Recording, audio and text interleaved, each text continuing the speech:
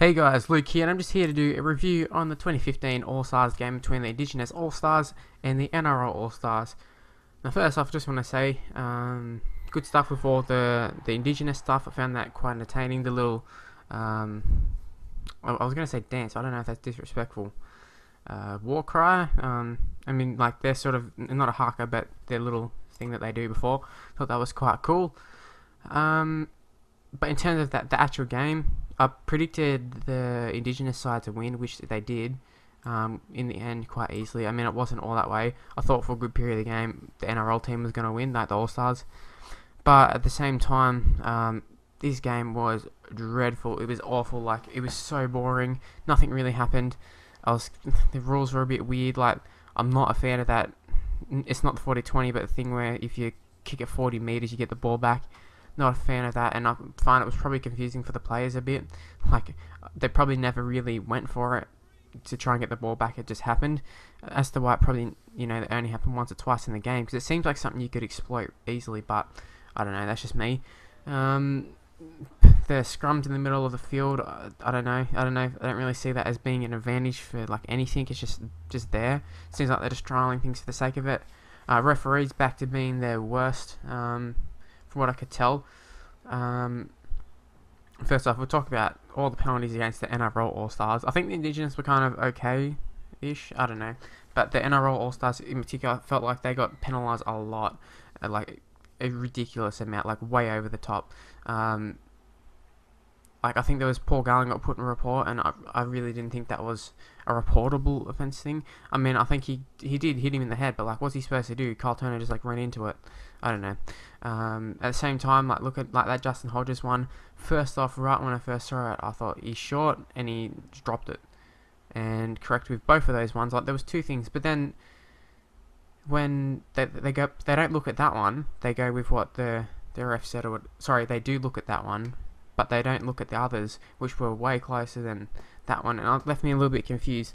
Now, I know lots of people keep saying this whole thing of like, we want the linesmen and stuff, we want to go over their calls and that, but man, I'm dreading the day when we actually do go for that, and linesmen start getting the confidence going, yeah, put up the flag, and then they screw up big time, and like we've seen times where there's been like the 7th tackle, or there's been a knock on, like in State of Origin stuff, like how much referees have been destroyed.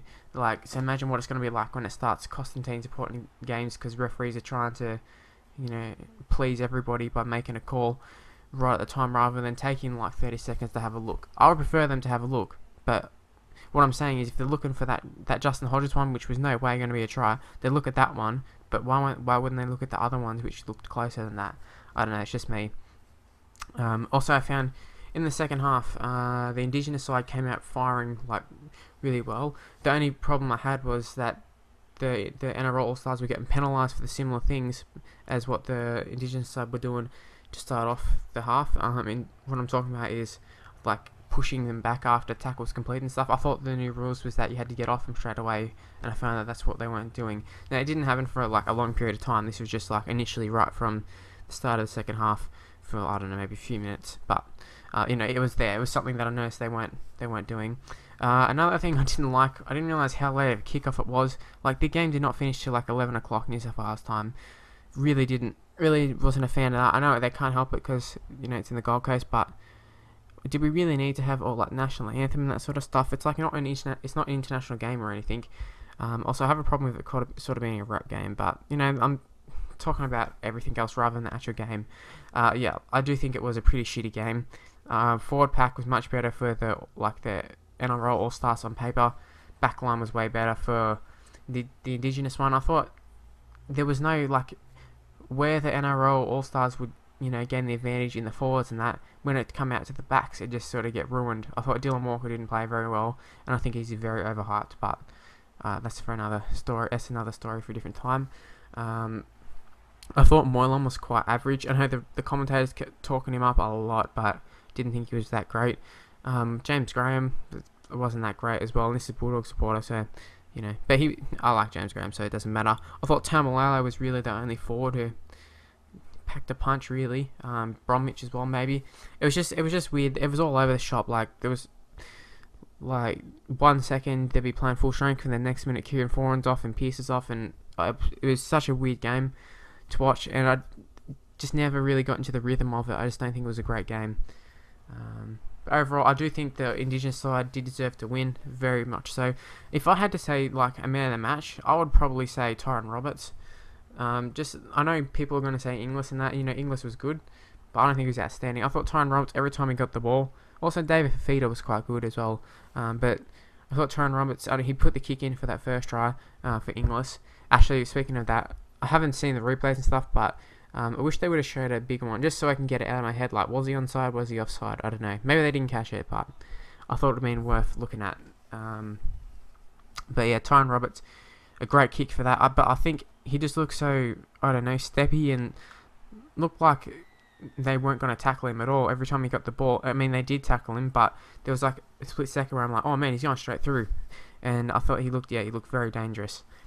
I would have gave the man of the match to him. I don't really understand the Preston Campbell medal winner. Like, surely George Rose, they didn't actually vote George Rose as the best player. Maybe they're just like, he's a good bloke, so like give it to him. But hopefully it wasn't for the best player on the ground, because I really don't think he was. I don't think he played very many minutes. Yeah, also the quarter thing. Not a fan of the quarters, but yeah. Enough of the complaining. Overall, I think it's a good concept. I think they just need to sort of fix it up a little bit. It's a little bit weird for us. Unless you're Indigenous, like, you can really get into it. The All-Star game is kind of just there, and results doesn't really matter. Like, who cares? Gotta say that initially I was thinking I was going to go for Indigenous, but then I ended up finding myself going for the All-Stars, and then I found myself going for Indigenous, and I don't know. It was a strange night for a neutral, because they didn't really care about the game, but kind of did care. I don't know. It's hard to explain. That's where I'm going to leave it. Leave in the comments what were your thoughts on the game. Personally, I think it was pretty poor, quality-wise anyways. But yeah, thanks for watching, guys. Hopefully you can leave a like. Hopefully you can subscribe to my channel. Check out all my other NRL previews. Go over my Rugby League Live 3 stuff. All that jazz. And I'll see you next time, guys. Bye.